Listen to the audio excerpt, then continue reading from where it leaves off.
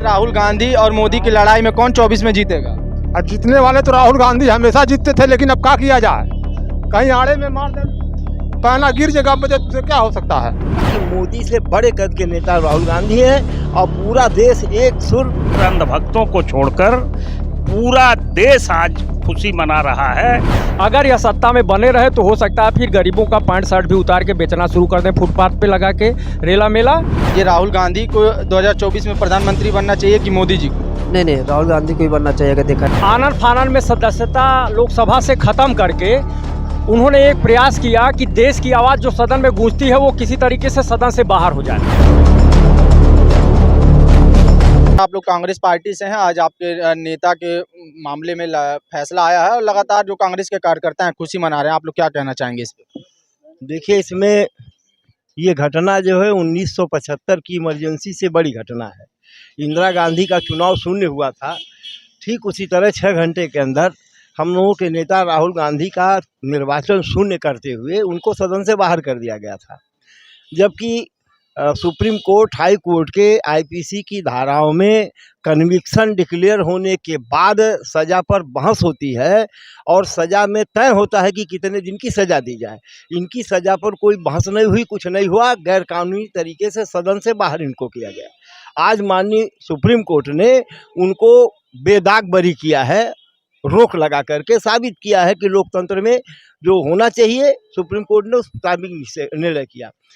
हमारा ये कहना है कि बहुमत, लोकतंत्र में बहुमत बड़ा अधिकार है, लेकिन बहुमत के आधार पर किसी की सदस्यता ले लेना और नफरत फैलाना, राहुल गांधी ने शुरू से कहा इस बात को कि हम नफरत को हटा करके मोहब्बत की दुकान खोल रहे हैं। आज साबित हो गया है, मणिपुर जल रहा है, आप सीधे सीधे देख लीजिए, हरियाणा जल रहा है, उत्तर प्रदेश के बरेली में बड़ा दंगा होते होते बच गया, लेकिन जिस एसपी ने उसको रोका उसको सज़ा मिल गई। तो मेरा ये कहना है जो ये नफरत फैलाने वाली राजनीति कर रहे हैं, 24 में जनता इनके नफरत का पूरा जवाब देगी और निश्चित तौर पर आज की तारीख में साबित हो गया कि राहुल गांधी हिंदुस्तान में मोदी से बड़े कद के नेता हैं। ये बताइए सर, आज राहुल गांधी को जिस प्रकार से सुप्रीम कोर्ट से राहत मिली, आप इस पूरे मामले पर क्या कहना चाहेंगे? और क्या राहुल गांधी को राहत मिलने के बाद 2024 की लड़ाई है जो वो फिर एक बार राहुल गांधी बनाम मोदी होने वाली है? ऐसा है, आज कश्मीर से कन्याकुमारी तक बीजेपी को छोड़ करके और विशेषकर अंधभक्तों को छोड़कर पूरा देश आज खुशी मना रहा है। और इस नाते मना रहा है कि यहाँ मामला खाली राहुल गांधी जी का नहीं है, ये संविधान का मामला है। संविधान खतरे में है, डेमोक्रेसी खतरे में है, हमारे यहाँ जो गंगा जमुनी संस्कृति है वो खतरे में है। और मैं आपसे बताऊं कि अंग्रेजों के इतिहास में भी जब यहाँ पर ब्रिटिश काल रहा तो आज तक केवल 3 लोग आज़ादी के पहले, बाल गंगाधर तिलक, महात्मा गांधी और शहीद आजम भगत सिंह को अंग्रेजों ने मानहानि के लिए मुकदमा किया था उनके ऊपर, और उन्होंने बराबर वहाँ पर बहस हुई कि आप माफ़ी मांग लीजिए, लेकिन वो माफ़ी मांगने के लिए तैयार नहीं हुए। उसी तरह आज इतिहास में चौथे रूप में माननीय राहुल गांधी जी ने यही कहा था कि हम माफ़ी नहीं मांगेंगे।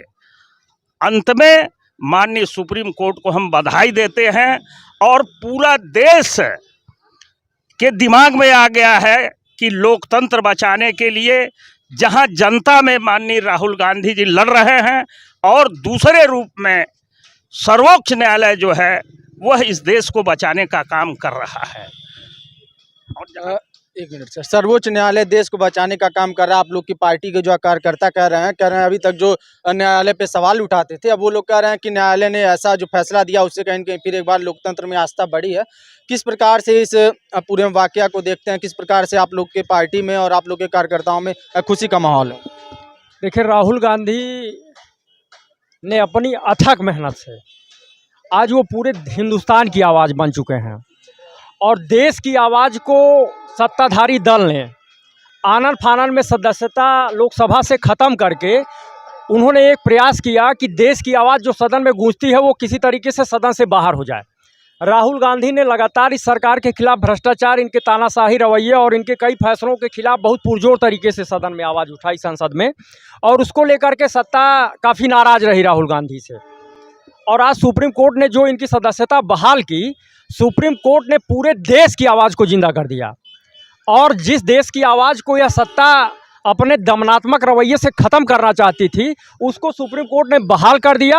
और राहुल गांधी आज फिर देश की आवाज़ बनकर के सदन में बोलेंगे और पूरा देश इससे खुश है, क्योंकि इस संसद में आवाज़ उठाने वाला कोई नहीं रह गया है जनता की। और सरकार पूरे 2014 से ही लगातार पूरा मनमानी कर रही है, जैसा उनका मन कर रहा है वैसा कर रही है। जिसको वो चाह रहे हैं बेच दे रहे हैं, जिसको चाह रहे हैं खरीद ले रहे हैं, खरीद के सरकारें बना रहे हैं। रेलवे स्टेशन से लेकर बस स्टेशन कुछ बचा नहीं है जो इनकी निगाह में ना हो।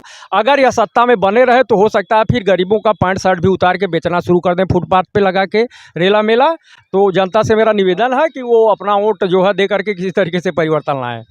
ये बताइए सर, राहुल गांधी बाहर तो आ गए, अब लोग कह रहे हैं कि फिर एक बार लड़ाई अब मोदी बनाम राहुल गांधी की होने वाली है। लेकिन जो विपक्षी गठबंधन जिसका नाम इंडिया रखा गया है, क्या इंडिया गठबंधन में जितनी पार्टियां हैं वो अब राहुल गांधी के नेतृत्व में चुनाव लड़ेंगी? अब उनके चेहरे पर चुनाव होगा, उनको अब नेता लोग मानेंगे आपके गठबंधन के लोग?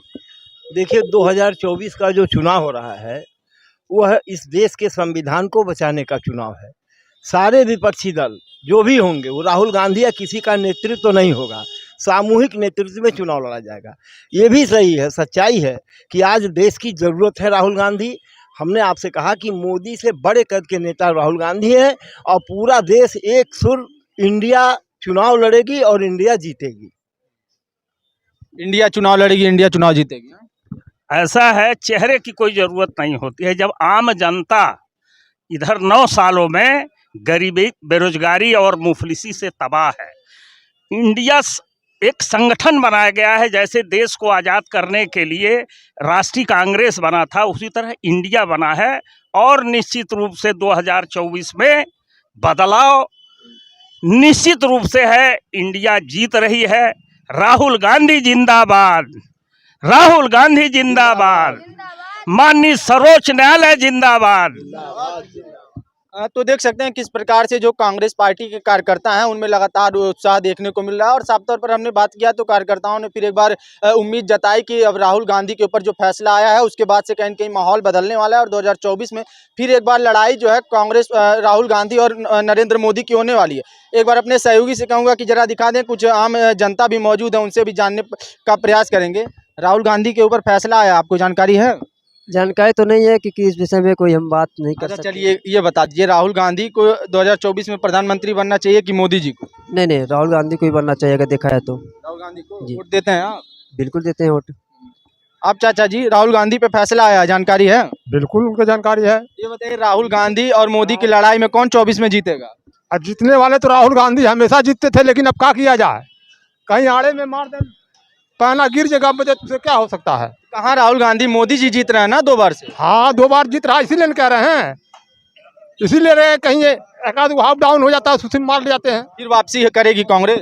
कांग्रेस तो करना ही करना है, कांग्रेस तो आने ही आना है, इससे क्या मतलब हो सकता कांग्रेस तो ये बताइए सर, राहुल गांधी के ऊपर फैसला आया, क्या कांग्रेस वापसी करेगी? हम ये सब नहीं जानते। तो कुछ असामान्य लोगों से भी हमने जानने का प्रयास किया। साफ तौर पर लोगों ने ये कहा कि कहीं कहीं राहुल गांधी के आने से स्थिति मजबूत होगी। कांग्रेस पार्टी के कार्यकर्ताओं में खुशी का लहर है। हम मौजूद थे महाराजगंज जिले के फरेंदा विधानसभा में, और फरेंदा विधानसभा में हमने कांग्रेस पार्टी के कार्यकर्ताओं से बात किया और जानने का प्रयास किया कि राहुल गांधी के ऊपर फैसला आने के बाद क्या, किस प्रकार से कार्यकर्ताओं में खुशी का माहौल और किस प्रकार से कार्यकर्ता अपनी खुशी का इजहार कर रहे हैं। ऐसी तमाम अन्य खबरों के लिए हमारे साथ बने रहें और देखते रहें हिंदी नेटवर्क।